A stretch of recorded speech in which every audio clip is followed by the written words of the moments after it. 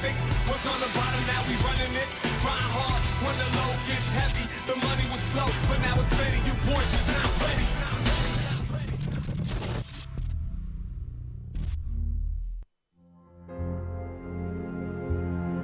It's in our islands.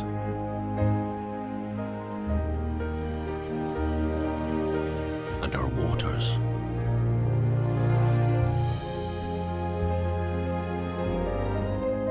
It's in our artistry.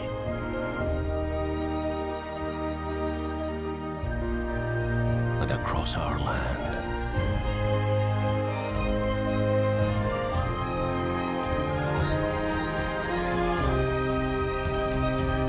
It's in our history.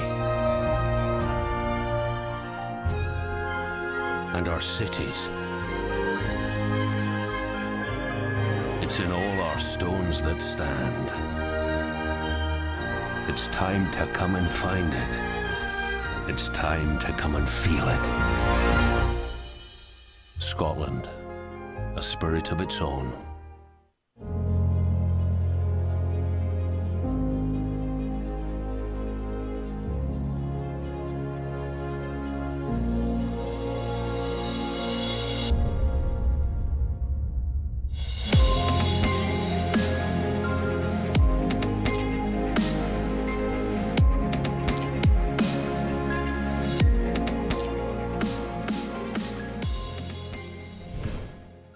Hello, good morning and welcome to day 5 of the British Swimming Championships 2016.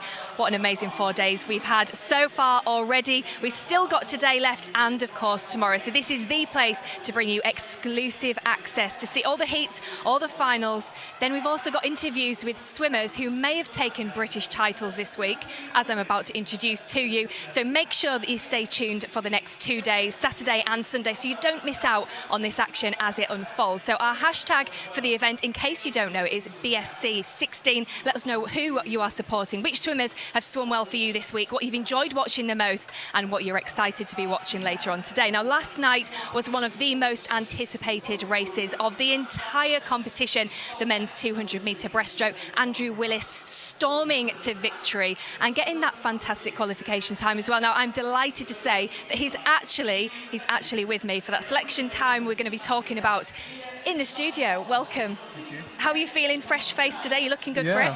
I mean, it's still sinking in. Last night was just an amazing race for me. The crowds, the atmosphere, and the nerves. I mean, just mixed emotions and sheer relief. So, yeah, I'm happy it's over and I can just relax a little bit now. Well, I want to talk through that race. So we're going to have another look at it now. So, what was going through your mind as you started the race? Yeah, I mean, so I was pretty relaxed, jumping onto the blocks, and yeah, here we can see Adam go. And I remember he dominated that first 50, yeah, I didn't mean, he? that was. I mean, I can't even do that 50 by itself. But yeah, I remember seeing him and being like, I saw him, they caught my eye, and he was a fair chunk in front of me. So I thought, just focus on myself. Yeah. Now it's interesting you say that because you've had the experience in the past before, haven't you? Yeah. Of another swimmer going off incredibly fast and you holding your composure. So we'll take another look. Tell me about that.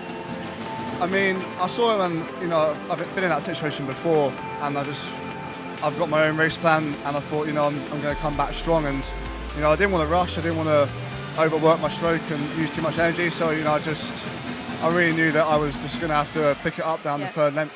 And when's that happened to you before? The Olympics in the final, one of my idols, Kitajima, went out next to me so fast, and at the time, it was just so overwhelming, and the atmosphere in London was, and I went for it, and I thought I need to catch this guy up. So, it's kind of like having those scenarios, that experience really helped. And in terms of, the last 25 metres, what was going through your mind at this point? You kept your composure, there's nerves, there's anxiety, there's everything going through your head at that point. You touch the wall, then what goes through your mind? Relief. Turn around and try and focus on the scoreboard and see what happened. I mean, yeah, I just told myself to keep going, keep it strong, and really work on the technique and not overrate it down that last length. So you try not to focus too much on the surroundings, and I couldn't really see anyone immediately there, so I just went for it. Yeah. Well, congratulations on a fantastic swim. You made a lot of people happy, few people unhappy as well, but that's the nature of the game, so well done and congratulations. So in terms of today's events, we've got some big races coming up. Let's take a look at these on the screen for us now. We're starting off with the women's 400-metre freestyle, the likes of Jazz Carlin, Hannah Miley in there. Then we move on to the men's 200 individual medley. What's your expectations for that one? I mean, for the medley, I remember watching the stream the night before my 200, and Bob was on about Max Litchfield and how his brother won, and how he just had this feeling that Max was going to do it as well. And that was an amazing race. And I've known Roberto Bavoni as well now. I've been racing him in medleys and backstrokes and everything apart from the breaststroke for years. So I'm really rooting for him as well. And then we go off in the women's 200 metres individual medley. The likes of Siobhan Marie O'Connor, Amy Wilmot, Hannah Miley, back swimming. More races this week. They don't ever stop, those ladies. Myself, I can only do the one event a day. But well, I'll tell you what, you do it very well, so that's okay. Yeah, that's going to be a great race. I think Siobhan had a good start at the 100. Hannah's just been a great performer consistently over the years and experience, and I know Amy has that that fight about her, and she'll be going for that as well. And the other events, Jazz, I know she'll want to get a good 400. I know she wanted the 800 to go a bit better. So I think she'll come out fighting as well this morning. She certainly will. And then we finish off as well with the men's 50-metre freestyle. Ben Proud going off in that one as well. But let's not delay, let's not keep talking too much because we've got action to move on. I'm sure you can hear the crowd, there's klaxons going on everywhere. It's very noisy, but it's very exciting here at Tollcross as the events are live unfolding for us. Now I'm going to hand you over to our commentators, Ross Davenport and Bob Ballard. Thank you, Hannah. Welcome back. Good place to be, exciting place to be on day 5 of the British Swimming Championships 2016. We are recovering from the excitement of Andrew last night. I'm going to say I don't often watch races back. I've commentated on afterwards, but I have watched that race back several times now, and it gets me excited even more every time I watch it. So well done to him, and looking forward to see what he can do later on in the year. So first of the heats of the women's 400 metres freestyle, of which there will be 1, 2, 3, 4, 5, 6. Give you the rundown of who's who and from where.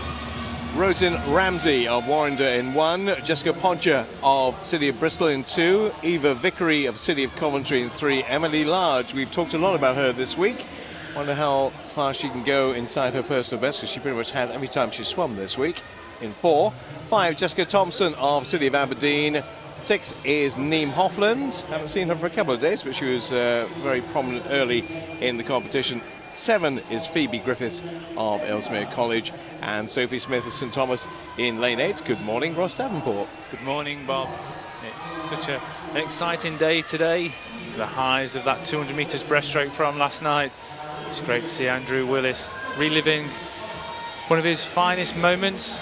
I know it was one of his biggest challenges to make that team. He has been on the Olympic team before, but that breaststroke, we talk a lot about it. It has moved on such a lot over the last 4 years, and we are very, very strong in Great Britain. So it's great to see that he is under the consideration time for the 2016 Olympic Games, and hopefully he can go 1 step or 2 steps better than he did in London 3.5 years ago.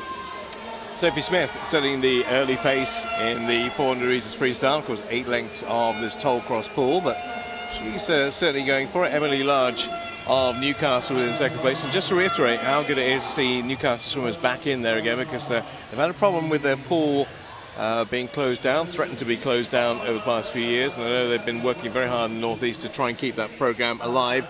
And the profits they're getting from it are now to be seen with the likes of Emily Large and other swimmers from Newcastle coming through as well. And she's been one of the most prominent this week in Tollcross. Yeah, she certainly has. And it does, when they're faced with closures of pools, it really does come down to, well, if we can produce a world-class swimmer, or we can produce a real potential junior, then it puts so much pressure on councils to keep that facility going, because there is a legacy that they do need to live up to from the London 2012 Olympic Games.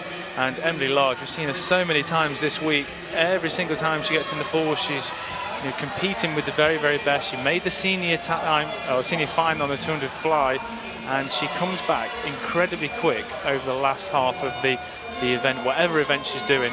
And she now is She is second currently, half a second behind Sophie Smith in lane number 8, but she's starting to wind up. Yeah, I'm not sure she is now though, Ross. Look, this 50, she's right alongside. In fact, she's probably going to go to the wall just first. Yeah. 2:43.66 plays 2:43.96. So Emily Large coming back. All of these swimmers, bar one, were born in this century. It's 199 entry. That is Jessica Thompson. All the others are either born in 2000 or 2001, which is Emily Large's birth year, and she is just powering to victory here. Yeah, she's just taken 0.9 out of Sophie Smith on that last 50 metres, and now she is starting to wind up. The rest of the field are also catching Sophie Smith in lane number 8, but it is going to be Emily Large that turns first at the 300-metre mark. Now she's starting to extend that lead. 1.2 seconds separating Emily Large from Sophie Smith, and she does have that endurance background. We've seen it so often, but the rest of the field are now starting to creep up and starting to move up. So Emily Large, you can see on that wide shot there, probably has about a body length, maybe 2 body lengths advantage over Sophie Smith. The rest of them are coming back. Phoebe Griffiths in 7, Neem Hofland in 6, but to me, I don't think anybody's going to get close to Emily Large here. How big is the gap with 50 to go? It is all of nearly 2 seconds, 3:51.17, and she's never been inside 4:25. Well, but it's interesting to have a look on the entry list. They're all around about 2:25 with a couple of 2:26s, and look how far she is extending her lead now. That is more than a couple of seconds that she has advantage, and now she's only got 10 metres to go to wind up this first heat. Well, hopefully we're going to start the morning with a big personal best for the winner, and I think it's going to be shown on the scoreboard now. It is. Into the 4:24s she goes in terms of her advancement in swimming, and they're happy. She's happy. 4:24.04. She should be happy anyway. Sophie Smith, who was the early leader, finishing in 2nd place, almost 2 seconds shy of Emily Large. Neem Hofland in 3rd place, and Jessica Thompson, as you can see on your screen there, in 4th, 4:26.44. Good. Always like to see personal bests in the heats. That's what it's all about. And once again, Emily Large doing what she wants to do, and hopefully she'll be getting to the junior final later on today. On to heat number 2. Again, we have all 8 lanes occupied. Just double checking that to make sure. Yep, they're all there. Sophie Millen of Wickham District is in 1. Maisie McCartney of Thanet Swim in 2. Rachel Anderson of Millfield in 3. Abby Smith, Birmingham University in 4. Meg Finnan of East Kilbride in 5. Elena Ward of Hamilton Waterlooville in 6. Leah Crisp of City of Leeds in 7. And Esther Halford of Devonshire in lane number 8. And it's a fast start from Sophie Millen in lane number 1 from Wickham District. Seen quite a few Wickham District swimmers this week. Starting to really get a group of good young swimmers coming through. Got a new 50-metre pool. It's just been opened this year. The old one is currently being demolished. No, it's gone. It's absolutely gone now. It's rubble. It doesn't exist anymore. It's just a little structure on the floor. The new one is opened, what, about a month ago, 2 months ago, officially. So they're up and running, and Kevin and the boys and girls at Wickham are starting to get things moving for the future. Of course, it's the club that produced Simon Burnett in the recent past. Yeah, Simon was one of the best, if not the best, freestyle swimmer that Britain has produced for a long time. Could do the 50 all the way up to the 200. World-class times in 2005, 2006. Just asked a question as to whether Simon Burnett was better than you, Ross. He didn't do the 200. Well, yeah, he did do the 200. Of course he did. He did do the 200. He kind of specialised more in the 100 latterly, but he made the 200 final, did he not, in Athens, 2004, the Olympics? Yeah, he was the British record holder, 7th in the 200 metres final in Athens. The question was he better than me? It's debatable. Who's going to debate it? British record, of course, is now held by James Guy, is it not? It is, but you know, time moves on. You know, technology moves on, and you know, training. Yeah. Anyway, should we move on? I think we should go back to this, don't you? And look at how things are shaping up with 200 metres gone of the 400. And Abby Smith of Birmingham is leading the way. 2:08.57 is her split time. Sophie Millen of Wickham District, the aforementioned, in second place in 2:09.85, and third place is Leah Crisp of City of Leeds. A lot of noise being generated from somewhere, not quite sure where, but could hear a bit of noise in this Toll Cross pool, and maybe it's a directed one. See how many Scots are in here. We've got Meg from East Kilbride is in the lineup. I think she's the only one from what I can see. I think we've only got one Scot in the lineup, and she's in lane number 5. One thing that I've been really impressed with this week from the junior swimmers is the way they are starting to learn how to pace races.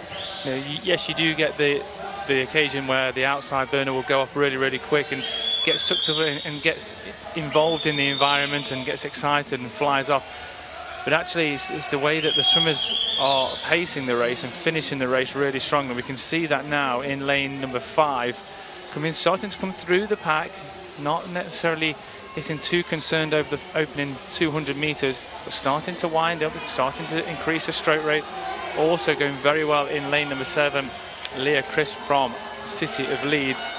So now it is starting to look like lanes 4, 5 and 7 are starting just to drop the rest of the field. Apart from lane 1, Sophie Millen's up there as well. Yeah, still going well. She did drop back over that 200 meter mark, but now she's starting to pick it up again, and they're in the final 50 meters.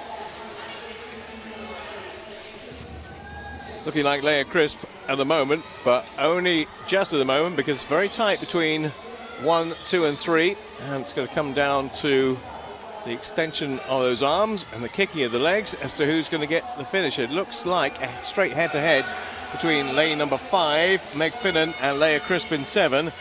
Leeds up against East Kilbride in the second heat, and Leeds, I think, are just going to get the advantage. She touches now 4:21.36. It's around about her personal best. Second place to Meg Finnan, and third to Sophie Millen. So 4:21.36 plays 4:21.76, and third place to Sophie Millen in 4:23.63. We've got the same problem with the old touchpad again, I'm afraid, that one of them hasn't shown, so we won't get a confirmation on this until Rachel Anderson's time comes up.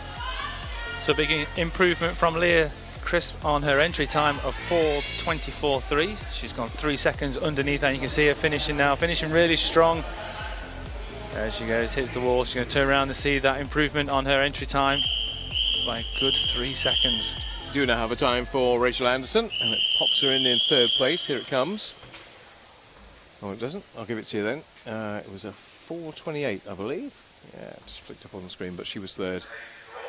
So that's why I couldn't give you a time for that, but we do have confirmation that all 8 were secure. We have all 8 in here, and they are as follows. Lauren Walton, as we start heat 3 of the women's 400 free.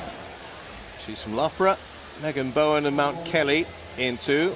Brianna Close of Stockport Metro in 3. 4 is Lucinda Campbell of Loughborough. Sheffield's Amber Keegan goes in 5. 6 is Emma Chard of Tacoma Swim. Lucy Ellis, City of Sunderland in 7, and Grace Lee of Loughborough in lane 8. They've completed now 65 metres. The leader, and the leader at the moment is Lucy Ellis in lane 7. We've seen lots of these swimmers over the years competing at the junior level. Now they're starting to make that transition to the senior section. The likes of Brianna Close, Lucinda Campbell, Amber Keegan, all competed for many years over the national youth level. And here they are at the British Championships. That's a selection meet for the Rio Olympic Games, and we spoke a lot about the junior finals and the Target Tokyo finals. So a lot of these girls are going to have ambitions to make those junior or Target Tokyo finals. With a fantastic start over the opening 3 laps from lane number 7. Still is Lucy Ellis from City of Sunderland turning first. She's just half a second ahead of Lucinda Campbell, Loughborough University. Also going well in lane number 6 is Emma Chard. An impressive first 200 from Lucy Ellis, being caught a little bit now by lane number 4, Lucinda Campbell. I think she might just have the advantage, but it's a very slender one at the halfway stage. Lucy Ellis comes in 2:07.17. It's only 15/100ths of a second between her and Lucinda Campbell in second. Emma Chard in third, and Brianna Close of Stockport Metro is fourth at the halfway stage. So we've seen over the senior ranks that the 400 now is starting to, especially in the men's event, starting to become more of a controlled sprint from the off. They go out.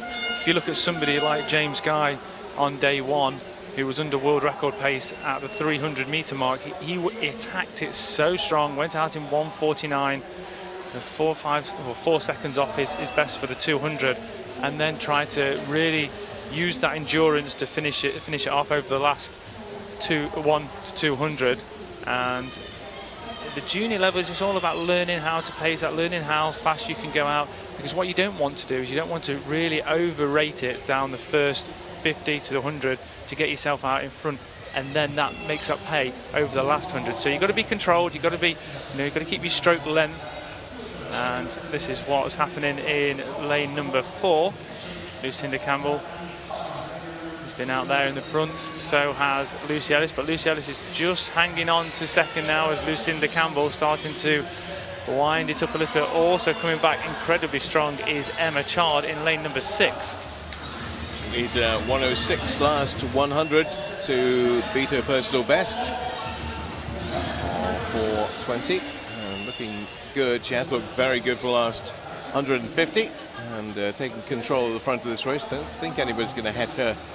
Let's see the gap with 50 to go. It's around about a second between Lucinda Campbell and Lucy Ellis in second place. Third is Emma Chard, and fourth is Grace Lee. Now the only person who might just catch her is Emma Chard. Emma Chard is really going for this, and getting a second wind is Lucy Ellis, but I think Lucinda Campbell's got enough in the tank to stave off the advances of the other two. Can she go sub 4:20 for the very first time? Yes, she can. 4:19.74. So a brand new personal best for Lucinda Campbell. All those swimmers around about the 4:20 mark. She's beaten it. 4:17.74, 4:19.74. Second is Emma Chard. Third, Lucy Ellis, and fourth, Grace Lee. Here come the confirmed results. Sorry, we couldn't bring you the confirmed results of the previous one because of the malfunction on the computer, but that is the 1 to 8 in terms of those who swam in that race. Here's the next 1 to 8 for the next one, and you see the range of clubs. I will run through that for you because I know you can't always take it in by the time we give you on the screen. Heat 4 of the 400 freestyle for women. Anna-Leah Davison of Newcastle. I mentioned the Newcastle swimmers. There's another one for you.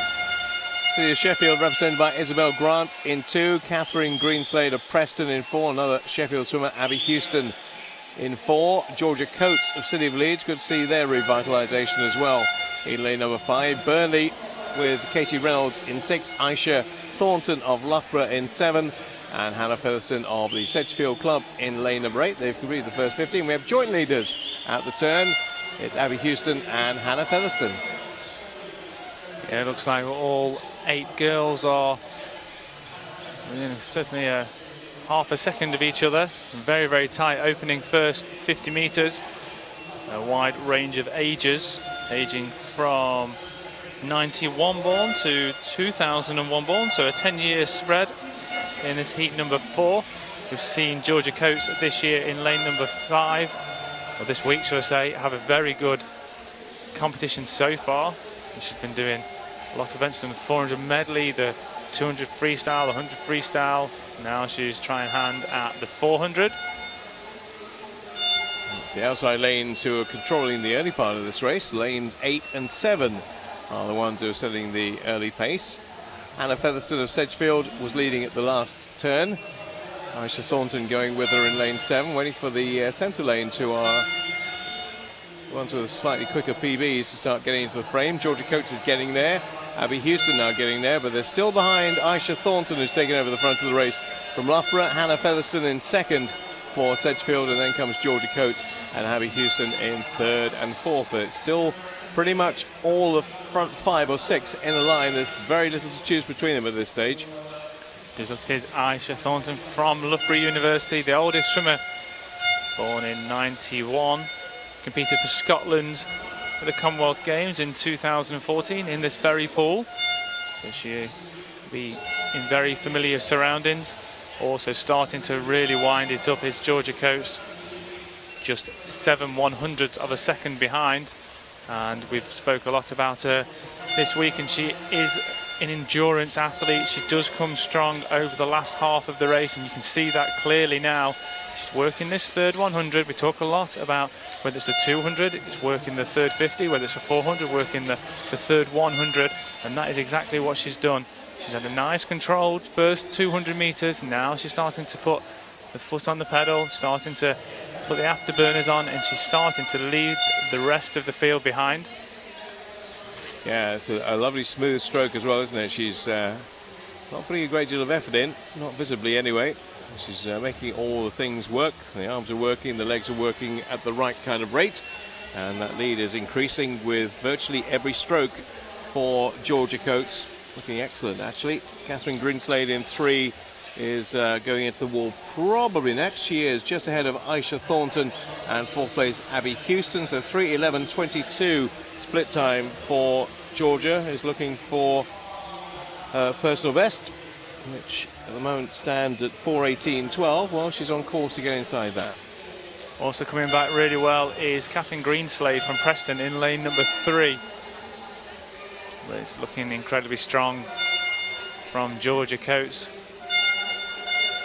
She's a very, very promising junior swimmer, and she still is, but now starting to make that transition. Top 4 in the 200. Hopefully they'll take a 4x200 meter team to the Olympic Games. That will be all down to the selectors next week. But hopefully she can put a strong performance in the 400 to get in the mix for tonight's final. Never really been much doubt since the 200 mark about who was going to go on to win this. Georgia Coates has looked the class act in this field. The question is, can she post herself a new personal best? 4:14.20 for Georgia Coates, and that's a 4-second PB. 4-second PB for Georgia Coates, the winner of that heat. Catherine Greenslade in 2nd, 3rd place to Aisha Thornton. So job very well done. She's having a good week, Georgia Coates. So controlled. And she wasn't necessarily streets ahead at the 100, or she wasn't ahead at 100 at all, but she paced it really well. She came through the second half of the race, and the thing is, she's a fighter. Yeah, she's a born racer, and if she gets close to, say, the likes of Jazz Carlin in terms of lane position, then she's going to try and hang on to her coattails. And well, that's the marker for the morning. 4:14.20. Into the big hitters now. Biggest hitter of all coming in the final heats, Jazz Carlin, but we have one of our Olympians from 4 years ago, Ellie Faulkner, going in this race as the fastest of the 8 on entry time, and she's got a little point to prove as Ellie Faulkner. She had a decent 800, but not as good as she would have hoped for. She's feeling in good fettle, she's told me. She's swimming pretty well. She has other things happening in her life right now as well she's having to attend to, but as far as her pool swimming is going, preparation for this has been good, and I think this is really her optimum event. I think the 400 actually suits her better than anything else, so this is where, if she's going to shine, this will be the event in which she does. yeah, she's looking fantastic as well down that first opening 75 meters. Again, another one of those swimmers who are in the top 4 in the 200, so she's putting herself in contention. The 800 was okay, so if you sandwich them together, you come up with the 400. And she's looking great down that opening 100, 59.86. It's quick. Yeah, it's very quick. Very quick. And you can see the rest of the field having to respond to her. Yeah, she's gone sub-minute. We'll watch out and see whether that happens in the last heat. But looking good for Ellie here. It's a strange thing, isn't it, from a swimmer's point of view? You come into a meet, you're feeling good, you've had all the right prep, and you get in the pool and you think, well, it's not quite there, it's not where I think I should be, and maybe now she's got the 8 and the 2 behind her, maybe she's more in the groove now, and maybe this will be the one where she'll really show. She is a class act, she made the Olympic team 4 years ago, so we know she's a very good swimmer, and she just hasn't quite managed to push it on from 2012. No, not one of the tallest swimmers at all. She's got a lot of heart and determination and grit. You can see that now. She really is stretching the field. She's going to turn in 2:03.8, and that will leave her around about 2.4 seconds ahead of the rest of the field. And she does have that endurance background from the 800, and she has the speed from the 200, so the 400 should suit her very nicely. So it'll be interesting to see whether she starts to back off over the next 3 lengths. Well, it doesn't look like she's letting off at all.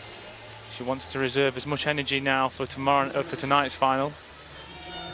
And she needs to make sure she's in one of those centre lanes to give her the best chance to get in with the race. But if I was in her shoes in the next 50 metres, just start to probably reduce the leg kick and just start to reserve a little bit of energy for tonight's final, because it's going to be a tough final. She wants to be in there with the mix. Well, certainly, unless something goes disastrously wrong over the last 100, she will be in that mix. Whereabouts we'll discover later. But 3:08.93 is her time on the turn with 100 to go, and that means she's appreciably ahead of the others by almost 2 seconds.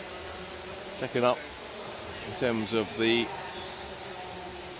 2, 3 at the moment is Holly Hibbert, Alice Deering of Loughborough in third, and Georgina Bourne in fourth.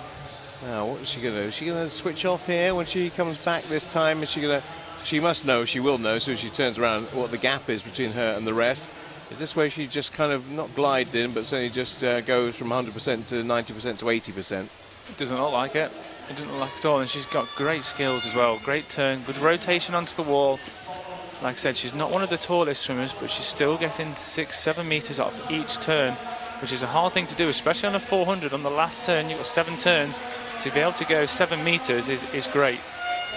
Yeah, it's going to be an impressive time. Not as fast as she has been. A good race for second place, by the way. Just watch Ellie come in, and I think we're going to see Alice Deering get the touch. No, just touched out by Holly Hibbert in the end. 4:15.94, plays 4:15.99 in second and third, but no doubt about the winner, convincingly so. 4:13.90. So fastest time of the moment posted by Ellie Faulkner. 4:13.90, good. Nice solid swim, and no, she didn't back off. She kept it going right to the wall and gets her reward with 4:13.90. Holly Hibbert and Alice Deering should also be in or thereabouts for the final tonight. She starts just to wind down the last 6 metres, but she was driving all the way up until that point. Just a little bit of a glide into the wall. That she won't be able to afford to do tonight, but in the heats, which is that comfortable, she can. So, final heat of the women's 400 metres freestyle. Jess Carling going for lane 4 with Bath University. Isabel Griffiths in 1, Celia Birmingham 2, Georgia Darwin, another one from Newcastle, in 2. Chloe Finch, Celia Birmingham 3. Camilla Hattersley of Celia Glasgow 5. I imagine there'll be a fair amount of noise for her when she finishes the race. 6, Libby Mitchell of Swansea Aquatics. 7 is Jessica Westridge of City of Sheffield, and Lucy McKenzie of Stockport Metro in lane number 8. Now, we've seen Jazz in both the 8 and the 2, not quite where she wants to be, but again, like Ellie Faulkner, perhaps that has now got her in the groove for the 400. Yeah, her 800 wasn't great by her standard.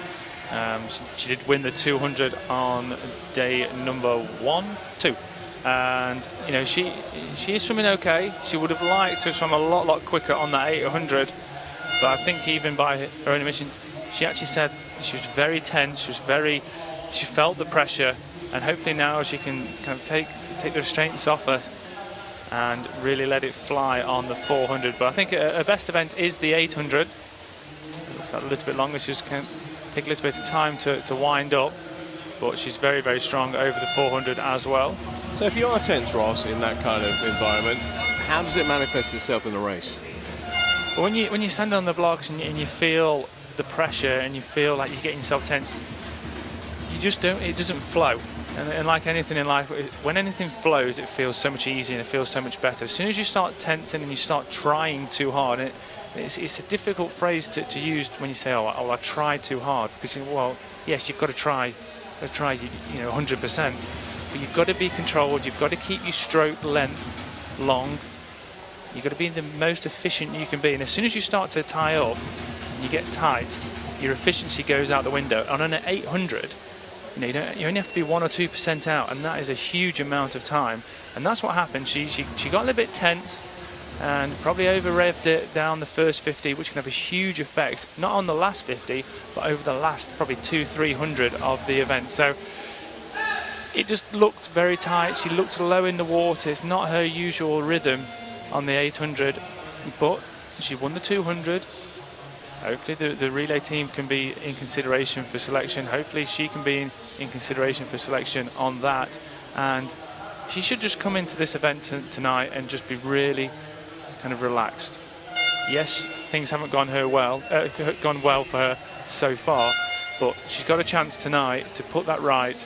And she is a class act. She's heads and shoulders above anybody else in Britain at the moment. And she just has to now go out there and express it. Right, 4:04 is the target time. 4:04. Is that 86 or 66? Your eyes are better than mine. I can't read it. That's what she'll be looking for later on today. 3:03, 3:07.27. I can't read that bit. It's Jazz Carlin's time at the 300 mark, and she leads Camilla Hattersley by a fair old margin here. Now remember, the fastest time of the morning in the preceding heat, Ellie Faulkner, 4:13.90 for her. Jazz Carlin is well away from her nearest challenger, Camilla Hattersley. Everybody else having their own little scraps for trying to make the final later on today. No doubt that we're going to see Ellie Faulkner back in there. Now, can Jazz post the fastest time of the morning? That's the question. She comes back with 35 to go. She'll take a lot of heart as well, but she's won this event for the last 3 years, and 2 of the years she's actually gone under that consideration time, and the third year that she didn't, she missed it by 2/100ths of a second. So she knows that year on year she's been under that consideration time, so she just needs to come here and do what she's done over the last 3-4 years, and she'll be okay. And she's perfectly okay this morning. 4:11.79, so that is 2 seconds quicker than Ellie Faulkner went in the heat before. Camilla Hattersley 4:14.85 for the Glasgow swimmer. That's a little bit outside her best, in fact quite considerably outside her best. And third place to Isabel Griffiths of Birmingham. And how's she looking on that? Yeah, looks relatively comfortable. Just adjusting the caps, waiting for final finisher, which is Jessie Westnidge of City of Sheffield to come in. And we are complete. Hopefully everything gets confirmed, and Jazz looking actually about as relaxed as I've seen her this week in lane number 4. There you go, Jazz Carlin 4:11.79, job done. Comfortable progression to tonight, along with Camilla Hattersley will be there too. We'll give you the 8 who make it through to the final when the board revolves. And here we go, Jazz Carlin, Ellie Faulkner, Georgia Coates, Camilla Hattersley, Holly Hibbert, Alice Deering, Catherine Greenslade and Georgina Boyle all will return for the senior final as we watch Jazz Carlin finishing off her 400 freestyle. She is the fastest qualifier for tonight's final. So I'm sure Jazz will be going for her 3rd title, if possible, this week. Women's 200, the 800, and of course the 400 as well. What did you make of the performances in the heats there? Yeah, I mean, that looked solid this morning. I think she just wanted to sort of move on and, put in a solid 400. I know she was very nervous about the races, when you want to go to the Olympics so much.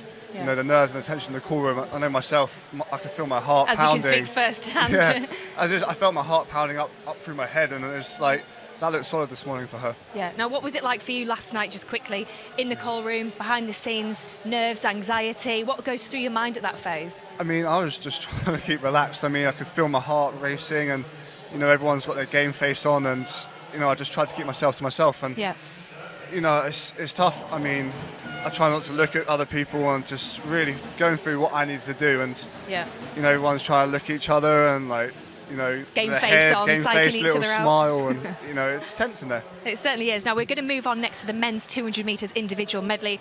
Big names in the mix as well, all fighting for the place to get the central lanes tonight. Yeah, I mean, Max Litchfield, he'd be riding a massive high. Yeah. He looked great, and I'm sure he'll be strong. And Roberto Pavoni and Dan Wallace, there's a strong field in that event. Yeah, you're looking forward to this one. Yeah, definitely. I mean, I'd be secretly rooting for Pav myself. I used to race him a lot at Medley when I was younger, 10, 11, 12. So I've got a lot of memories racing him. So I'll be watching that one. It's nice that you can sit here and just be a bit relaxed now, can't you? It's really not relaxing. But you say you get really nervous watching everybody Yeah, race. I mean, it's because you can't do anything, you can't help, or nothing you're going to do is going to help them. So, I mean, it's the same for when people watch me, I assume. But watching the finals and watching my teammates, Jazz, and even the other guys that I'm really friendly with, it's even more nerve-wracking than sitting in that cauldron for me. Well, speaking of nerves, let's move on to the next race, the men's 200 metres individual medley. Over to Bob and Ross. One of the three, anyway. Thank you, Hannah. Hello, boss. By the way, while Mr. Willis is still there, I understand from a former coach of yours, you used to be a 400 IMer. So what happened there then? You used to do the 400 IM, I was told, by Ben Lafferty, one of your former coaches. So why weren't you in the 400 IM earlier in the week? All this 100 and 200 breaststroke rubbish, heaven's sake. Right, on to the 200, but you could have done the 200 as well, thinking about it. As indeed these five are: Thomas Milburn of Cockermouth in 2, Kieran Wheatley of City of Leicester in 3, William Gain of Nova Centurion in 4. We haven't got a Jamie O'Connor because he's decided not to start, and David Murphy of City of Oxford in lane number 6. Imagine that. Imagine seeing Mr. Willis in the 400 IM at Rio 2016 rather than the 200 breaststroke. I can't see him visibly, but I know he's shaking his head down in the studio saying, that was never for me, really. And I'm glad I found the path of least resistance.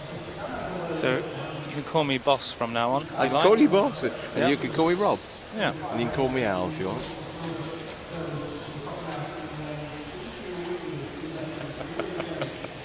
Right, where do we take that from there? Let's take it back to the race, shall we? Let's take you back to the butterfly and then the backstroke, which we've just about to complete in the 200 IM. And here comes the breaststroke leg. And after 2 of them, it's William Gain, who's on a mission under the minute mark for the turn. 59.83. Thomas Milburn of Cockermouth in 2nd, and Leicester's Kieran Wheatley is in 3rd place. So yeah, we have Roberto Pavoni, Dan Wallace, Max Litchfield. It's going to be a very interesting competition later on. I just saw Max having a chat with his coach, Russ Barber, just giving a little pep talk before the 200. I don't think he really needs it. I think he's still on a high for a couple of nights ago, but nonetheless, we'll see what he can do in the 200 soon. And the lead is changing all the time in this opening heat number 1. And it is going to be lane 3. Kieran Wheatley from City of Leicester is going to turn in first, just 1/10 ahead of Thomas Milburn of Cockermouth. Now it's lane 6 that's in 3rd. Daniel Murphy from City of Oxford. This has changed hands virtually every leg here. Every single stroke has produced a different leader, and Thomas Milburn has got a very, very good front crawl, and he is stroking his way to victory in lane number 2. We'll touch now 209.25. 210.62 for Kieran Wheatley, and 212.08 for William Gain. So how are we looking in terms of entry times to PBs? Well, the winner has got a new one, a new PB that is. It's sizable. 1.4 seconds inside his entry time. It looks like his first time under 2:10 for Thomas Milburn. 209.25, so that's the time to beat from heat number 1. Now here come, we talked about the Litchfield family. Let's talk about the Hughes family here, because we've got Caleb and Nathan both swimming for the same club, which will be the case with the Litchfields later on in the year, because Joe's moving across to Sheffield later on this year. He does do some swimming at the City of Sheffield 2 days a week, in addition to swimming for Doncaster Darts. But we have the Hughes family here. Both of them made it through to the 1500 final tonight, so we'll see Nathan and Caleb later. But here's Nathan going in lane 4 in the 2nd heat of the 200 IM. Been really impressed with him this week. I would say a big 1500 swimmer, and I expect him to come back very, very strong over the last leg on the freestyle leg. He seems to have back end every single event he's done this week. He's going to have a strong last 100 metres because it is the swimmer in lane number 3, that's turning first. That was an immense turn, I've got to tell you. That was a fantastic butterfly to backstroke turn by Sean Senior in lane number 3. Not quite making the most of it now because lanes 4 and 5 are taking over. 5 in particular, Nathan Wells is probably going to go to the wall first on this. 59.78, another person just inside the minute marker halfway. Nathan Hughes in second place. Third place is Ryan Retson. And fourth is Freddie Clampett of Plymouth in the outside lane. Ryan Retson had a great turn at the 100-metre mark.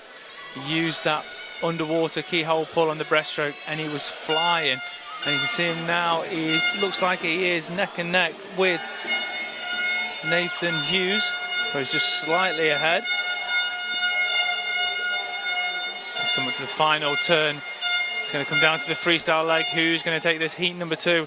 It is in fact Nathan Hughes that turns first. Just 0.3 of a second ahead, but also going very, very well. Ryan Retson from first in lane number 6. It's going to be a battle over the final 25 metres. And trying to join in that battle in lane 7 is George Clough of Edinburgh. He's coming up, he might snatch second, but the winner I think is fairly clear cut now. It's going to be lane number 6. Ryan Retson from the first club will get there and he'll touch in a time of 2:07.10. Second place 2:07.70 for Nathan Hughes, and third is George Clough in a 2:08.41. So winning time again 2:07.10, and I think he'll be more than happy with that. Well, Ryan Retson 2:08.99 was his previous best, and he's gone 2:07.10 here. So yet again another personal best. Been confirmed, everybody okay, no problems with DQs there. Haven't had that many this week, but the IM sometimes can produce them. As we look at heat number 3, that's your lineup. I'll run through them again for you in a more sedentary pace. Daniel Davis of Swansea is in 1. James McFadden of Wickham in 2. Hayden Griffiths of Ellesmere College in 3. Nicholas Cook of Chester Street in 4. David Masters of Loughborough in 5. Stuart McIntosh of City of Aberdeen is in 6. 7. Callum Laurie of the first club, and Jake Dixon of City of Birmingham. The butterfly leg is nearly complete, and it's a flying start from James McFadden in 2. It certainly is, done in 26.71. 0.2 ahead of David Masters from Loughborough University. He's going very well in lane number 2, James McFadden from Wickham. So Wickham having a good morning so far. And he is streaks ahead of the rest of the field. Let's see what his breaststroke's like. Looking very high in the water. Just coming under the backstroke flags now. And returning onto his front. Big lad, isn't he? Yeah. 47.4, that's 2 seconds quicker than anybody else has been at that stage this morning. Just waiting to see who's going to come back at him on the breaststroke, if indeed anybody can. And he won't see Jake Dixon in lane number 8, but Jake Dixon started to make some moves. And the outside lanes are starting to edge closer, but actually I don't think they're going to get that close, because Jason McFadden seems to have everything in line. Yeah, Callum Laurie is also coming back very, very strong in lane number 7. He's not going to be able to see James McFadden on the other side of the pool. But it's still going to be James McFadden on the 150-metre touch, and it is. It's got a super breaststroke leg from Callum Laurie, and that's going to put him in contention. It's going to come down to the freestyle leg, and it looks like Callum Laurie is going well. 25 minutes ago, it looks like he's just edging into the lead now. Breathing the opposite way to James McFadden, and so is James, but also going very well is Daniel Davis from Swansea Aquatics in lane number 1. Yeah, he's coming back with a really storming finish. He's looking for second place. He won't get first. That'll go to Callum Laurie in 2:05.53. Second place to James McFadden, and the fast finishing Daniel Davis in lane 1 in 2:07.03. So winning time 2:05.53 for Callum Laurie, and that is a sizable PB. In the 2:07s before today, in the 2:05s now. Yeah, all top three going well under their entry time by over a second each, so great swimming on heat number 3. He's going to put the pressure on now. They're going to have their eyes on their junior and the target Tokyo finals. Start to see some of the big boys. Here they come, and here comes the winner of the 400 IM. Max Litchfield in 4. Give you the full run through, but there is the Cardiff swimmer, Ian Lloyd, who's in 5. Rest of the lineup is this: Fabian Whitbread, City of Oxford, in 1. Jake Tyson of Team Ipswich in 2. Martin Walton of University of Stirling in 3. Then Max I mentioned, Ian I've mentioned. Joseph Hume of Bath University in 6. Alex Dunk of Prescott in 7. And Jacob Greenoff of Taunton Dean in lane number 8. Now, how will Max Litchfield, with a day and a half to recover from that stupendous swim in the 400 IM, swim in the 200? Half the distance. Has he got what it takes to push the big boys in this one? But like Andrew said, it'd just be, absolutely on a high. It'd just be full of emotion. A lot of positive press from Max Litchfield. Works incredibly hard. He's certainly going to be in the mix tonight. Going well on the backstroke is Martin Walton from the University of Stirling. He's also been very impressed with Ian Lloyd this week. Had a quiet 4 years. Made the Olympic team in the 4x200 freestyle 4 years ago. Ooh. But now he needs to have a strong 100 if he's going to be in contention. Going very well is Martin Walton. Max Litchfield is in there.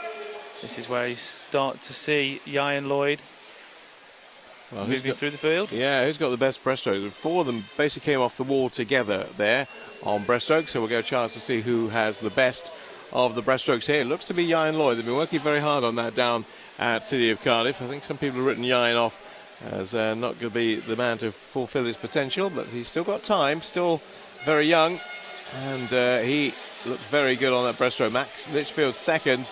Martin Walton, remember, top 8 goes straight to final. There's no semi-final in between, so you have to race pretty strong and pretty hard in the morning to make sure you get one of those top 8 positions. I think we can almost guarantee Ian Lloyd's getting one. Max Litchfield's going to follow him home, maybe a body length and a half adrift. And this will be the finishing time at 2:00:32 for Ian, 2:01:43 for Max, and third place Martin Walton. So getting close to that 2-minute time there for Ian Lloyd. And Max has been under the 2-minute mark, not this morning yet. He'll save that for later today, provided of course he makes the final, because we have still 2 more heats to go.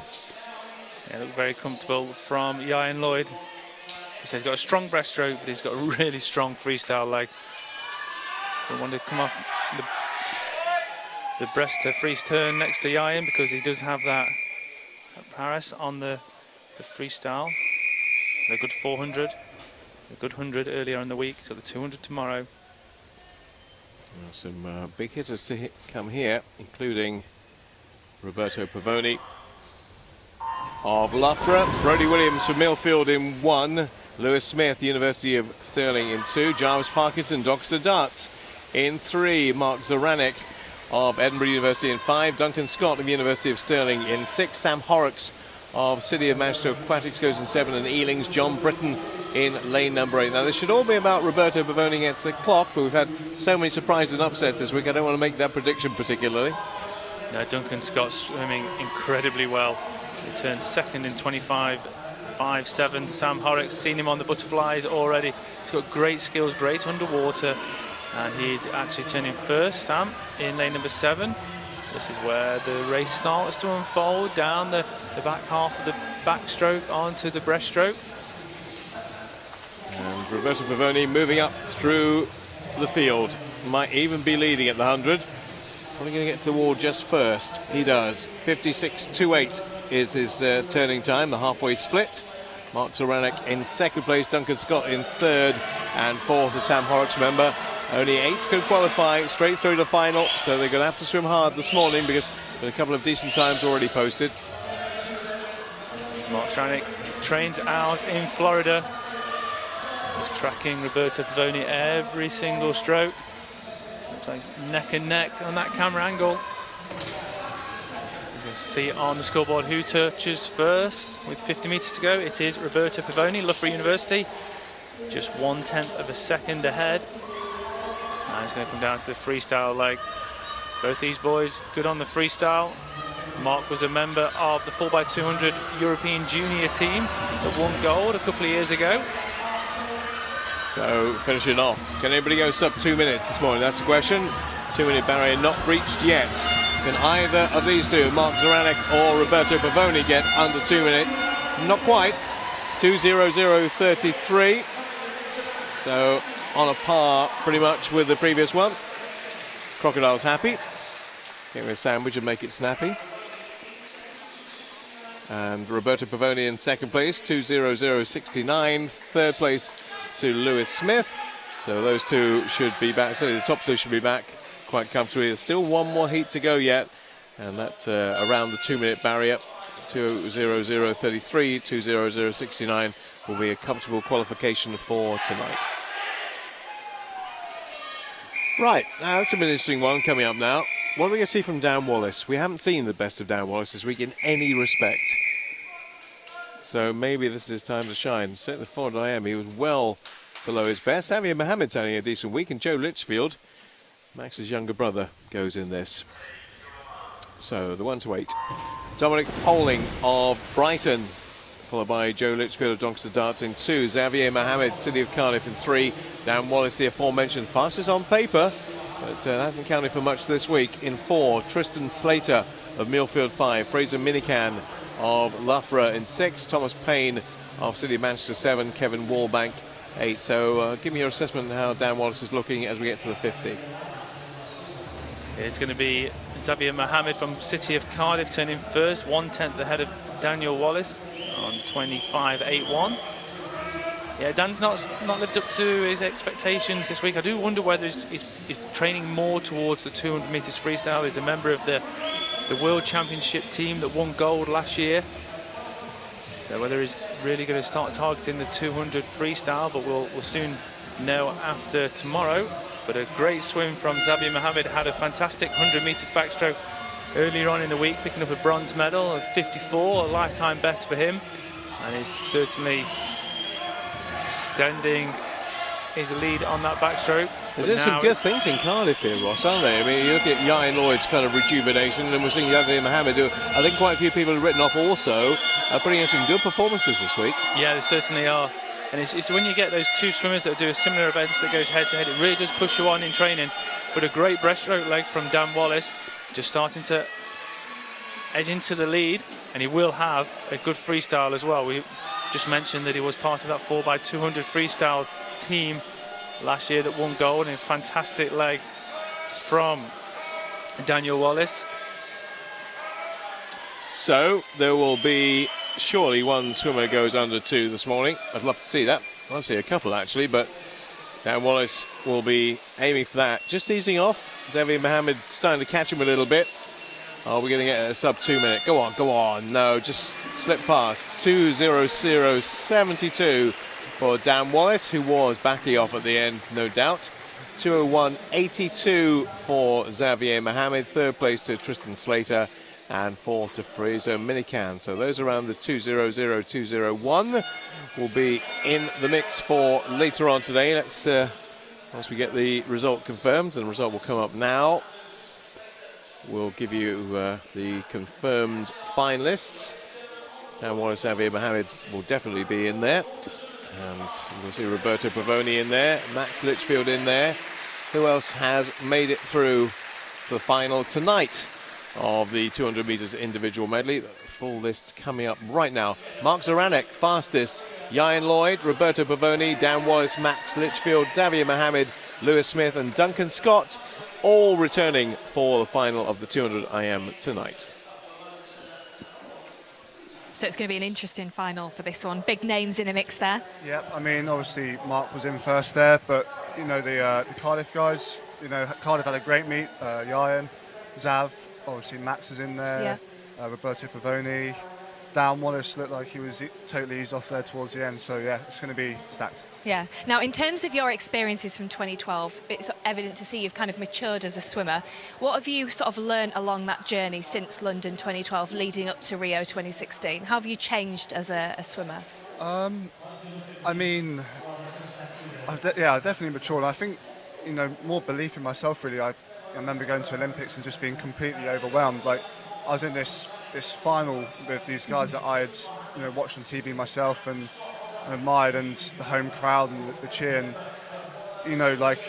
after I swam the Olympics and other big meets, I just wanted more and I wanted the medals. But, that wasn't really the kind of right focus for me. And it became very prioritised on my process and my training and working on what I need to do and making it really personal towards me. Yeah. Now, what's going to change from your training schedule between now and the summer? Not a lot, really. I mean, I just want to carry on the good work that I've been doing. I've been doing a lot of, not necessarily extra stuff, but, just stuff better. A few new bits here and there. So for me, that was really what I wanted to do. I didn't want to finish. I just wanted to be like, I can carry this on. So now I've got to keep setting my alarm. Yeah, yeah, those early mornings are not going to stop until the summer for you. Summarise the event in one word last night for you. Taking that title and getting that time. Crazy. I think it was a crazy race, really. Yeah. With Adam and Craig having a great swim. Just, it was all over the place, but it's just awesome and sheer relief. Yeah, sheer relief. Love that. Well, again, fantastic performance from last night. So we're going to move on now to the women's 200 metres individual medley. Again, very quickly before they come out, it's big names into the mix for this one as well as we've just seen for the men's. Yeah, I mean, obviously Hannah and Siobhan, got my teammate there. Yeah. She's kind of gone through the senior teams as well, and I've seen her deliver, mature as well. So, it's going to be close with Amy as well. She's going to be there fighting. So yeah, it's certainly good. I think the same as the men's, really. It's going to be a big fight. It is a big fight. Well, let's move on and let's watch it live now. With Waldorf and Stadler, as we're called by David Sparks, Chief Executive of British Swimming. Not quite sure who is who of those two. And it would make him Miss Piggy, I suppose, wouldn't it? Here comes the 3, 4 and 5, as we have here, of the women's 200 metres individual medley, first heat of. And representation from Ellesmere College. There's always a little gap there, so I make sure I don't say Ellesmere Port. Ellesmere College, Romford Town, Holly Hildrew, Freya Anderson, by the way, for Ellesmere, and Kaylee Parker of Yeovil. So just like we've seen for the men, butterfly, backstroke, breaststroke, front crawl, and see if we can get some decent personal bests in the first heat. Yeah, Freya Anderson has swum really well this week, winning her own final on the 50 metres freestyle, doing very well on the breaststroke as well. So it'll be interesting to see how she goes today. Expect her last 100 to be very strong. We've just mentioned about she was doing the breaststroke events and the freestyle. She's technically not very good, and by that I mean her start and the turns aren't the best, which is something that I see as a huge potential, that she can improve so much time on that. She is a big girl. She's really tall, which is a fantastic component to have, especially when you're racing somebody that's probably 2 or 3 inches smaller than you. It basically means you have to swim 2 or 3 inches less per length. So be really interested to see now if she starts to move through the field, and expect her to have a strong freestyle leg on the final 50 metres. Here comes the breaststroke for Freya Anderson, who just has the advantage now. She didn't at the last term, but she has now over Kaylee Parker. Holly Hildrew is finding this a little bit tough because they've all got similar entry times, in fact almost identical entry times, all in the 2:21s. Freya, in fact, on paper anyway, is the slowest of these three, but she's not proving that this morning. She's showing she's the fastest of the three, so that would seem to indicate, Ross, we're going to get a personal best from her here. It looks like she's doing well. Now she's onto the freestyle. Just could do with kicking her legs a little bit harder. Now she goes to her legs. She's got 25 metres. She'll be looking either side and seeing that she's miles ahead of the rest of the field. Just needs to now just keep going. It's not about how she does in the heats, how she does in her respective age group to get into the final later on this evening. So she's never been sub 2:21. She has now. Sub 220. 2:19.74. Good work, Freya Anderson. Say slowest of the three going into this heat on entry time, but no longer quickest she is in the field today, and winning them by a full 4.5 seconds. And there's confirmation that the Ellesmere College have produced another good one. 2:19.74 for Freya Anderson in heat number 1. And we will have in total in the women's 200 6 heats. Let's go on to heat number 2.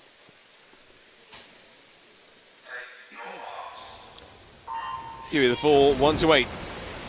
Tara Howarth of Lincoln Vulcans in 1. Molly Roodhouse of Stockport Metro in 2. Neve McDonough of Borough of Stockton in 3. Hannah Featherstone of Sedgefield back for more. Saw her earlier on, she's back. 5. Kate Clifton of City of Sheffield. Sophia Wilson of Guildford. 7. Laura Bate of City of Manchester Aquatics, and Jane Brown of Newcastle in lane 8. Interesting combination, the 400 free and the 200 IM. Yeah, quick turnaround. Should have been in the swim down pool for probably 5 or 10 minutes, and then back onto the blocks for the 200 medley. Difficult morning for her. Yeah, very tough. A lot of recovery time in between these two events, and obviously the 400 free does take it out. It's not a quick splash and dash, is it? Sometimes actually when you do 2 events in one session, you can actually really, certainly for your second event, be really warmed up, and as long as you can get in a little bit of a swim down, get rid of that lactic acid, you can really come back and actually have a good swim. And look at her now, she's in lane 4. She's going to touch the wall first, just by 1/10. Jane Brown going very well from Newcastle, another Newcastle swimmer that's swimming well this week. Seems to be getting a cluster of junior girls together now in Newcastle. I hope we can really drive that programme on. Now this is where the breaststrokers tend to come through the field, and that is exactly what's happening in lane number 3. Neve McDowell from Borough Stockton. And whilst we've got a moment, it'd be a good time to say he may not be listening in, but hopefully somebody will get a message to him, to Ian Oliver, who was the king of Newcastle swimming for so many years, brought through the likes of Sue Rolfe and Chris Cook, for example, and very much associated with Newcastle swimming. I know he's very much interested in what's happening there, even though he's retired as a coach from Newcastle a few years ago. But we'll be delighted to see what Jane Brown's doing in lane number 8. She turned first with 50 metres to go. And it is going to become a little bit of a battle down the final 15 metres. That's her up against Neve McDonough for the win. And McDonough, I think, has got the edge. And it's very tight, though. McDonough to the wall first. 2:20.40 is the time for Neve McDonough. Jane Brown, 2:20.66 finishing time for her. And they're all in around about their personal best. Jane Brown has done a personal best as DQ for Hannah Featherstone. Oh dear, two DQs in that race. Oh, that's a shame. Laura Bate gone, Hannah Featherstone gone as well, so their times will not register. Didn't affect the 1-2 though. That remains the same. Neve McDonough and Jane Brown with 2:20s, 1:40 and 1:66. Just outside her entry time, Neve McDonough. Still is Freya Anderson from heat number 1 that's got the fastest time so far, 2:19.74. And look who's back again in lane 1 here. Emily Large. Yeah, she's giving back. It large. She's giving it large. Every single day. Every day she's giving it large. And she's in lane number 1. Chanel Snedden of first in 2. Chloe Hannum of City of Peterborough going in lane number 3. Rebecca Camo of City of Birmingham. Alicia Wilson of Guildford City in 5. Is Guildford a city, by the way? It must be. That's what it's called down here. I didn't know Guildford was a city. That's not too far away from where Andrew comes from. Tane Bruce of Edinburgh in 6. Chiara Schlossen of Leeds in 7. And Sophie, when did they become a city? So I'm intrigued by that. City of Leeds goes in lane number. We'll find that out later. Let's concentrate on the racing for now. Yeah, Emily Large turning first, 28.91. You expect from her butterfly background, but going very strong in lane 3. Chloe Hannon, we saw her last night in the 200 metres backstroke, picking up a bronze medal. And she is going to be turning first from the City of Peterborough, 64.11. Cara Sloshen from City of Leeds also had a very good week. She comes back very strong over the last half of the race, going very well. Also in lane number 5, Alicia Wilson from Guildford City. Yep, this is the breaststroke leg, which may well sort them out. Chloe Hannam is going very well in lane 3, and the nearest challenger will appear to be at this stage. So we're in lane 5. Oh, maybe not. Perhaps she's, yeah, she is. Alicia Wilson's probably going to get to the wall around about the same time as Clara Schlossen in second. So 1:45.60 at the turn. Here comes the front crawl, and just keep an eye on Chiara Schlossen because her freestyle is very strong indeed, but same could be said of Alicia Wilson in 5, and it's between 5 and 7 now. It should be for the touch as Chloe Hannam tries to get back on level terms, and she's making some inroads in lane number 3. But I think she's left it too late to catch up with Alicia Wilson of Guildford, who is going to take this race in a time of 2:18.57. Delighted with that. Big smile on the face of the Guildford swimmer. And before today, 2:18.78 was her best. Well, she's improved on that by just a couple of tenths of a second. Yeah, she certainly has, and that's the fastest time of the 200 IM this morning. After these swimmers will be aiming for consideration times for the European Juniors later on this year. So it's almost a double selection event for the European Juniors and the Rio Olympic Games. Into the, there's always a difficult thing for me to say, so I'll say it slowly, cyclically seeded heats. You need false teeth to be able to say that properly. Laura Quigley does not start in lane number 1, but the rest do. And it's a great start, as you would imagine, from lane number 4, Amy Wilmot. She won the 200 butterfly a couple of nights ago, so expect her to be out incredibly quick on the butterfly. Also, Sophie Hubbard from the City of Leeds going, Eleanor Sheridan, in lane number 8. But it is going to be Amy Wilmot turning first in 28.98. Yep, onto the backstroke leg they go. Of course, we'll be approaching halfway. Abigail Humphries trying to come back. In fact, there's nobody really been dropped other than lane 5. Lucy McKenzie a little bit further back than she would like to be at this stage, but Amy Wilmot dictating terms in lane number 4, and she'll come in for her touch with 100 to go, with 1:02.75 on the clock, 1:04.71. So 2 seconds between Amy and Beth Aitchison at that turn. Yeah, just like Andrew Willis was saying, Amy Wilmot is a real fighter, a real tough competitor. They've liked to have gone a little bit quicker on the 400 medley on day 1, but she backs it up with a great 200 fly for her, a lifetime best. So she's in good form, and she really is showing it here in heat number 4. She's extending her lead over the rest of the field. She's going to touch first, 1:41.0. So have a look at the time difference. So it's just 3.1 seconds ahead of Beth Aitchison from Loughborough University. Huge lead for Amy, and we know she's got a decent freestyle, so she'll be able to back this up now. She's one of the 2:11 brigade in terms of the 200 metres individual medley. Spirited finish from Beth Aitchison in lane number 6, but she's going to get nowhere near Amy. And this is a nice heat swim, just easing back. Just taking a bit of a glide at the end, which probably is because her stroke rate changed a bit over the last few metres.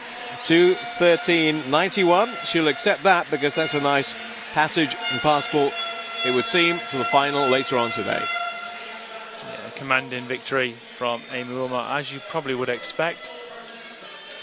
2:13.91, so she is the fastest. No surprises there. And next heat we'll see Hannah Miley. Seen her do a lot of events.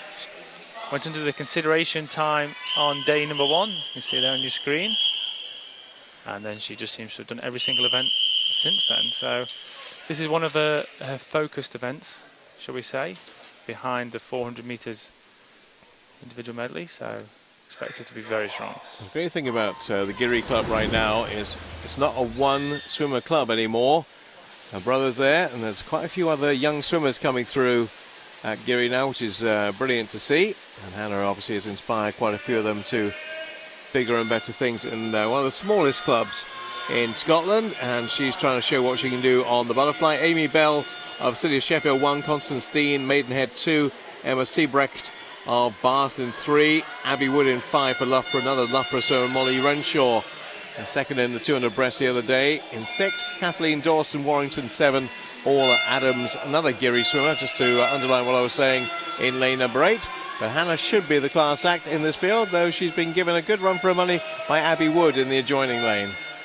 Yeah, just going back to your point about, success does breed success, and people do look up to the older swimmers and think, well, if you can do it from a small pool running north of Scotland, then why can't I? And you tend to see that all around the country, and it is still going to be Hannah that touches first, 64.00. Challenge now from Constance Dean. Yeah, actually. second in lane number 2. So expect the breaststroke swimmers. We have got some specialist breaststrokers in here, like of Molly Renshaw in lane number 6. I think she'll have a job on to even get close to Hannah. Hannah's breaststroke is very, very strong. Something she's worked on immensely over the last, 7 years. And it really has turned it from one of her weaknesses to now one of her strengths.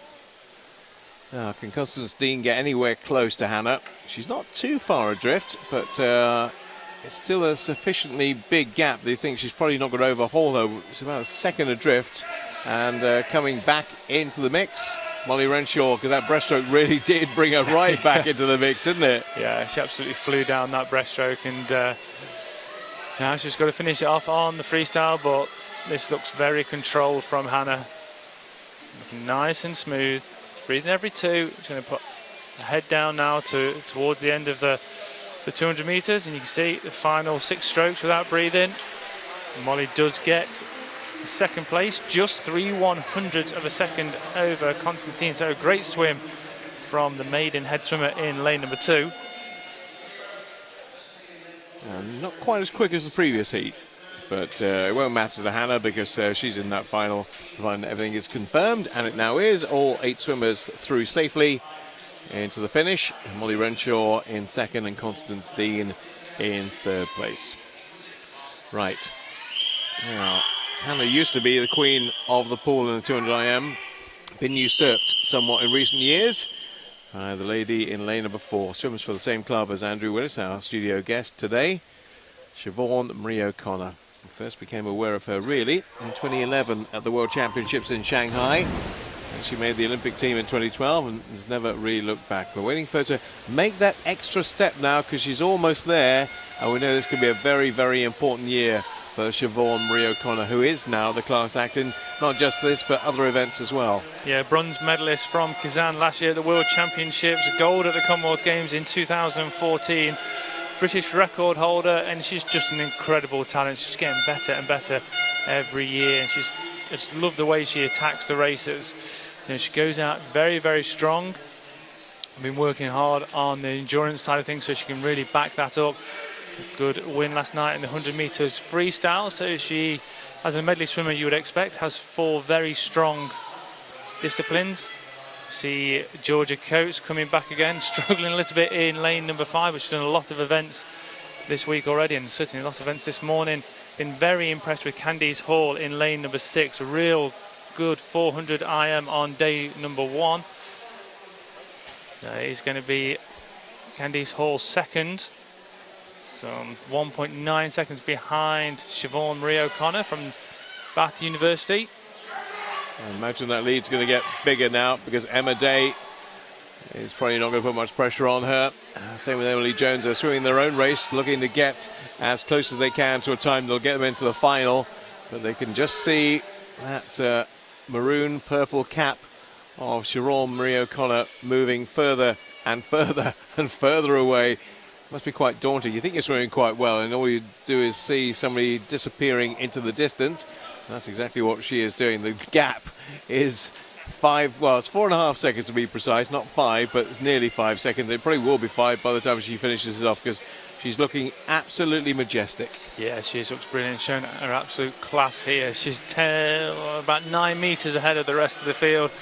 A fast finish from lane number 3, Emily Jones from Edinburgh University, just propelling herself now into second position, but no doubt who the winner's going to be. Oh, massively quicker than anybody else this morning. They're just underlining exactly what I was saying. 2:11.11, and that's nearly 3 seconds quicker than the heat that involved Amy Wilmot. 2:11.11 the heat swim, and there's so much more to come. Yeah, she is 3 seconds off her lifetime best, or 2.9 seconds off her lifetime best, but it did look incredibly easy. So I think she glided in from about 4 meters out. Yeah, well, I expect big things tonight. I certainly do, and I'm sure she does, and her coach does as well. So we'll give you the 1 to 8 once the board revolves. Siobhan Marie O'Connor, 2:11.11. That's a magical time for her, and we will get the summary. Siobhan Marie O'Connor, Amy Wilmot, Hannah Miley, Georgia Coates, Emily Jones, Candice Hall, all making it through to that final later on today. Sorry, Beth Aitchison and Lucy McKenzie not quite making it through to that top 8, but pretty much the names we expected to be in the frame will be in the frame for later on today. But I've got to say, I cannot see anybody getting close to or stopping Siobhan Marie O'Connor. She just looks imperious. She does, and it's going to be a fascinating final tonight. She's going to take it out really, really strong. Hannah's going to have to try and keep with her over that opening 100 meters. In fact, she's going to have to stay with her for 200 meters, isn't she, if she wants to challenge Siobhan Marie O'Connor. So Molly Renshaw and Constance Dean also getting through. I think I gave you up to 6, but Molly making it through, and Constance Dean as well. All will be in that final, but there's already a gap of 2.8 between Siobhan Marie O'Connor, not really trying all that hard against Amy Wilmot, who, again, let's be honest, was easing back, but that's a massive margin between 1 and 2. While they adjust all the telemetry and the timing, that's the boys are waiting in the wings to go in the 50 freestyle. We'll see, well, an interesting battle again. Let's have a look and see what's happening downstairs. They're all eager anticipation there. It's getting quite congested. These are the fastest in the country in the 50 freestyle. We've got Duncan Wood coming up. We have Ben Proud as well. And we are ready for heat number 1 of the 50 freestyle. And these are the 3 are going. We're getting Jack Zoranek going in lane 3. Andrew Martin, a pioneer, in lane 4, and Jacob Lee of Southport in lane 5. So the 50 freestyle, in which there are 7 heats. Here comes the first one of them. The ultimate splash and dash. It's the men's 50 freestyle. Don't see much of the body, don't see much of the torsos, don't see much of the arms, to be absolutely honest. All you see is plumes and plumes of water until they get to about 15 from us. Really can't tell what's happening, and even here we can't tell what's happening. I think Jack Zoranek has probably just about got it. Here he comes through, and he's going to beat Benjamin Martin to the touch.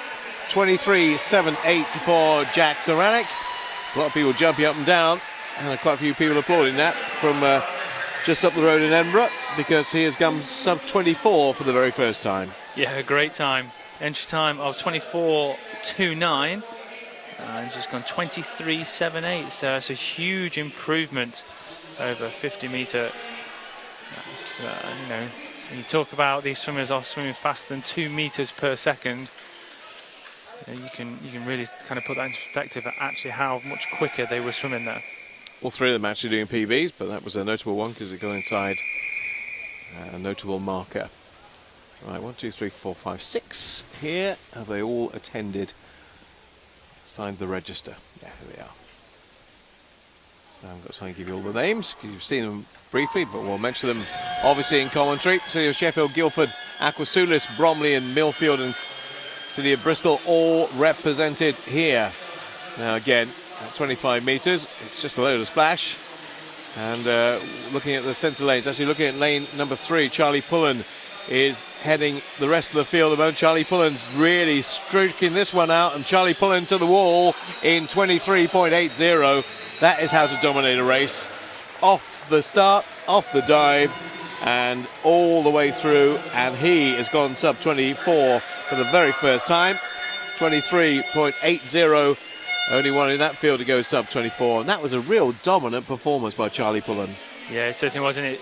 You know, you always know it's a good swim when you can quite clearly see who's winning on a 50 metres, because it is almost a blanket finish on most of the heats. But it is still Jack Stranick of Edinburgh University that's fastest. 23.78, 2 100s behind Charlie Pullen from Guildford City. So we'll see what heat number 3 brings us. I've got to meet Elliot Clogg. I was introduced to Elliot Clogg yesterday. Oh, was you? Yeah, I was. Yeah. Was it a highlight of your week? It was a highlight of my week. Lovely guy too. Were you starstruck? Yeah. I was starstruck of him.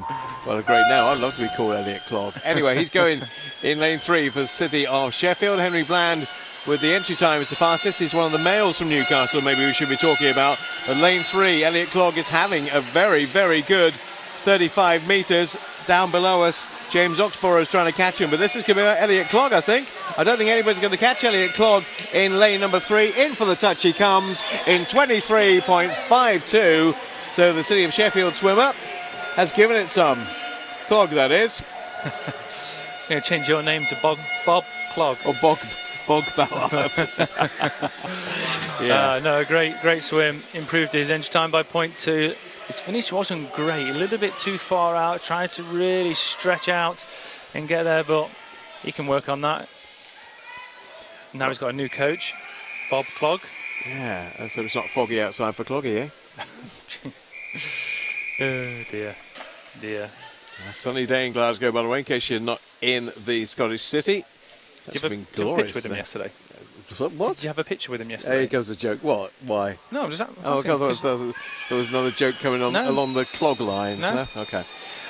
Greg Watson is the fastest entry time we have for heat number 4 of the freestyle. We are really cracking on with this, so I'm not able to give you any names at all, but Alexander Bowen of lane number 6 is going well, but on the far side we're looking at 2 and 3. John Slater, Grant Quigley, and also Greg Watson. This is much tighter. Line 2, John Slater, I think, just got it.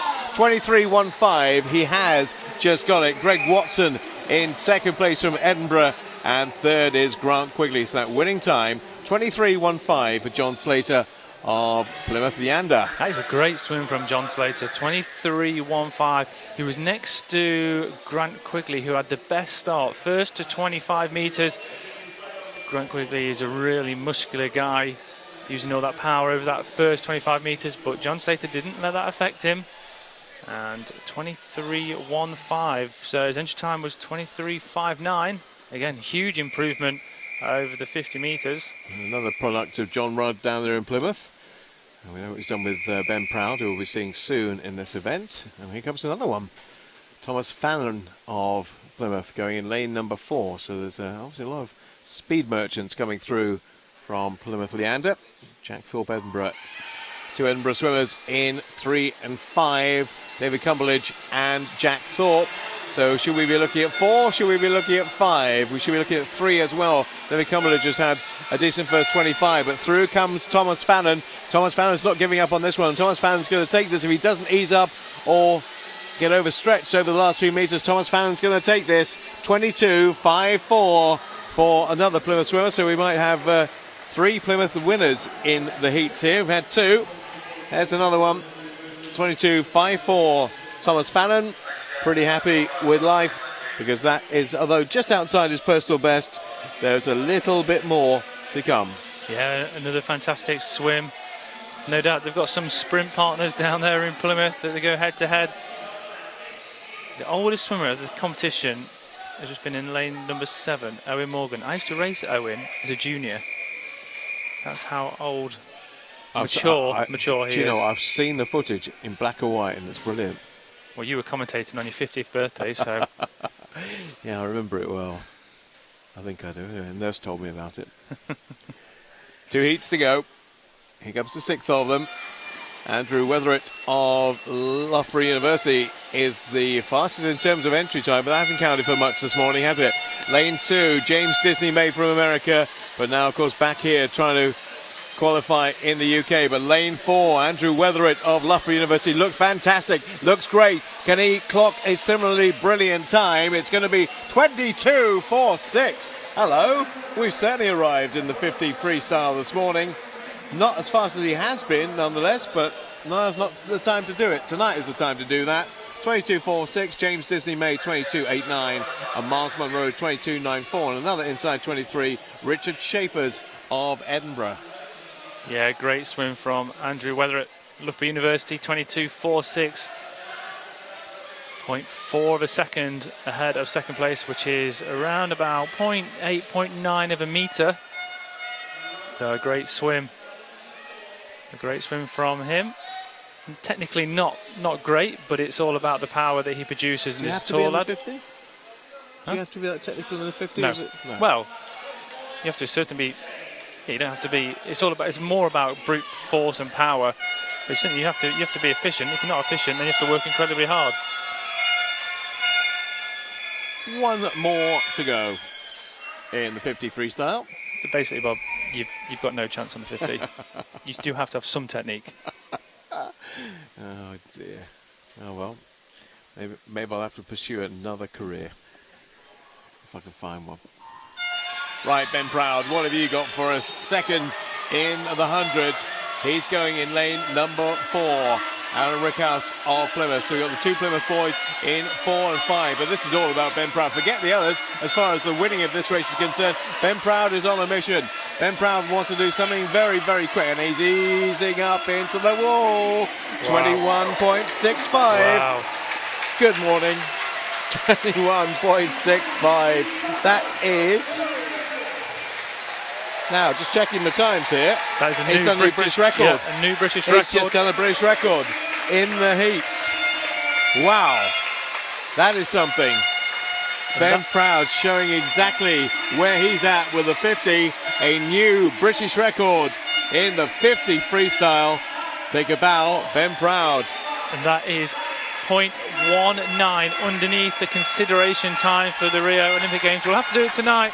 But a fantastic swim, and he dives in and he just goes through the water like an arrow. He just carries so much momentum off the start, using that great underwater phase that he has, and not many of the 50-metre freestylers have. And he just pops up miles ahead of everybody, and he's so powerful, so powerful. You see him come out of the water, and he is just a man giant. Give you the 8 that... I can't give the 8 that's qualified right now because it's just a spit off the screen. But hopefully before too long I can give you the 8 who made it through. But let's just take some time to take in the new British record of the man who's just making his way off pool deck. Ben Proud. Well, there's going to be a lot of Plymouth representation in that final tonight. But again, like we were saying with Siobhan Marie O'Connor earlier on, who possibly can usurp Ben Proud. That is magnificent, and he's done it in the heats as well. Terrific stuff. So hopefully I can give you in just a moment the 8 who have made it through to the final count right now. Here they come. Ben Proud, Andrew Weatheritt, Thomas Fannin, Aaron Ruckhouse, Jack Thorpe, David Cumberledge, James Disney May and Miles Monroe. So we have 3 Plymouth swimmers and 2 from Edinburgh in the final of the 50 free tonight. Well, I think it's safe to say that Ben is the man to beat tonight after that performance. That was incredible. I mean, that's not really fingertip stuff, is it, in a 50? Yeah. That was quite a lead. So, yeah, it's looking great, and hopefully he can repeat that, and that will put him in a good position for tonight. Yeah, beating a British record again this evening. Now, tonight, of course, for the final, we've got 3 Plymouth Leander swimmers going in there. What do you think, how are they going to prepare for this evening ahead of the final? I mean, they've got a great sprint set up down there, and I mean, I can tell you from the pool, from behind the scenes, they've invested heavily into pre-race stuff, getting nice and warm and getting the muscles ready. So they're doing everything they can really to be up there in all the sprints. Yeah, and in terms of rest, recovery, recuperation, it's critical, especially for splash and dash, that you just got no room for errors at all, is there, in a 50-metre sprint? No, indeed. You know, he'll be resting up now, go back, put the recovery skins on maybe, the protein shake, you know, something like that, and just, you know, hopefully have a nap. Like you say, there's no room for error in the 50. Technically, like the dive, the breakout, everything's got to be spot on. Yeah, now in terms of the events tonight, kicking off at 6:20 p.m, to be back here on the live stream at 6:20, where we see all the action unfold for day 5 of the British Swimming Championships, coming live from Tollcross International Swimming Centre. We're going to start off with the women's 400 metre freestyle. That was an interesting heat this morning, wasn't it, with the likes of Jazz Carlin up there? Yeah, I mean, I think personally Jazz looked, you know, a bit more comfortable this morning. I think she warmed to a bit better than she had in the previous days, because just due to nerves. So, I mean, I'm looking forward to that, and hopefully she can really tear it up tonight. Yeah, and the men's 200 metres individual medley. Yeah, what's your expectations, eh? Oh, I couldn't come on that. You I can't don't know. be too biased. I mean, You've got to be careful, haven't you, what you say? Yeah, I mean, I don't know. Like, obviously, like I've known Pad for a long time. I really want to do well. Yeah. Max is on a massive high. certainly Ryan is. looked good Great this week for morning, him. and you know, Dan Wallace completely, you know, slowed down right at the end there. I think he did like one stroke in the last 5 meters or something crazy like that. So, you know, that's going to be close. Yeah, and hopefully we're going to be catching it with Max's dad a bit later on as well. Then the women's 200 metres individual medley. Big names in the mix there. Experienced swimmers who have swum numerous times already this week and taken gold medals and titles. Yeah, I mean, Hannah had a cracking start first day. You know, she did what she needs to do on the first day. Yeah. You know, I remember speaking to her dad during the pool in America, and you know the amount of work they do out of the pool. You know, analysing and looking at the little details and statistics and what she needs to do. You know, it's phenomenal. And you know, Siobhan looked great as well. You know, she takes the fly out and she looks strong and controlled. You know, that's why I never race her on a sprint apart from when I do breaststroke, because she beats me. And Amy looked good as well, so that's going to be another close one. Yeah, now you said yourself, you talked about sort of analysis of strokes and performance. That's something that you've been working on as well yourself, isn't it? Yeah, I mean, I've got my race plan in terms of mental and also, you know, times and splits that I want to hit. So, you know, it's important that you really try and stick to that, because, you know, that takes into account, you know, a bit of your stroke rate and how easy it is and how relaxed it is, and you know, having that little bit of energy to really pick it up towards the end. And a perfect example of that is, we go back to it, your event last night, which was fantastic, but you know, it was potentially anybody's race at one point, and you kept your composure, you knew exactly what you were going to do, you kept your stroke count, and you didn't kind of become altered or affected by anybody else's performance, which is critical for you, isn't it? And obviously it paid off. I felt great in the morning, and you know, I didn't want to jinx myself too much, and I felt really long. I don't think my stroke rate went over 34, which was really long. So I think for me, like, I just wanted to, you know, pick it up slightly, but make sure I didn't go too fast. And you know, if I tried to go with Adam, who knows, I could have got a 100-meter PB there and then. So again, you know, it's really important that, you know, you stick to what you need to do, and you know, everyone in a sense will analyse and have their race plan, and you know, the splits and stuff that they want to hit. Yeah, and a race plan, obviously, for the distance swimming is a little bit more of a tactical sort of race. Tonight we're going to start with the men's 1,500 metres.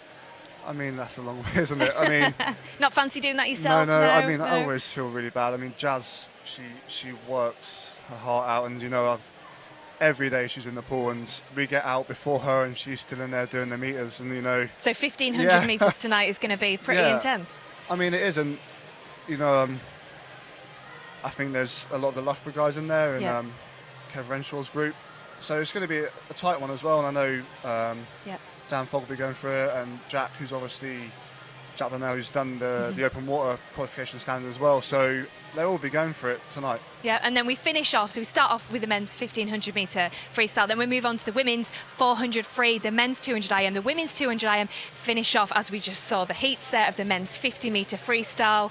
Yeah, I mean, Ben doesn't need to do much difference than what he did this morning, really. Yeah. Just do what he did this morning. Make sure he keeps his cool, and you know, he's got some serious twitch, and I know I couldn't possibly count on the 50 freestyle. I think my personal best, I mean, is probably on the website as 30 points, so it's not great. So I mean, yeah, I mean, he looks great this morning, and you know, he might be quicker tonight. Yeah, certainly going to be an exciting evening of action. As I mentioned earlier, we're kicking off live at 6:20 tonight. So make sure you're here. Set your alarms for 6:15 tonight so you're here to watch the action. It's been amazing so far. Make sure you join us tonight. Well, a huge thank you to Andrew Willis for joining me in the studio tonight this morning. It's been fantastic. And thank you to Ross Davenport and Bob Ballard for their great commentary this morning. We're going to continue the action, as I said, 6:20 tonight for the British Swimming Championships 2016. Thanks so much for joining us. We'll see you later on. Bye-bye.